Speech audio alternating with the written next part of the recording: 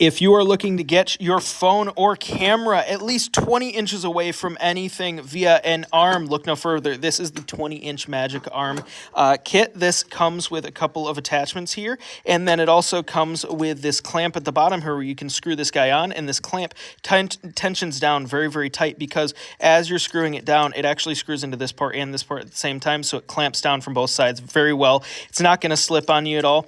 Now, on this side here, you have this screw, and this screw actually adjusts both the pivoting mechanism up here and down here, and when you tighten it down here, all of these guys tighten up, so none of them are going to move, so you're able to keep everything nice and tight. Now, it comes with a couple of attachments. This is an action camera attachment, so if you have an action camera and you want to tighten it down or use it on the end of this thing here, everything on here is it is 1/4-inch adapters, so that's 1/4-inch threads right there. Now, a couple of the adapters here. This is a female 1/4-inch to 1/4-inch adapter here, so you can, let's say you have threads right here, and then there's threads right here at the top.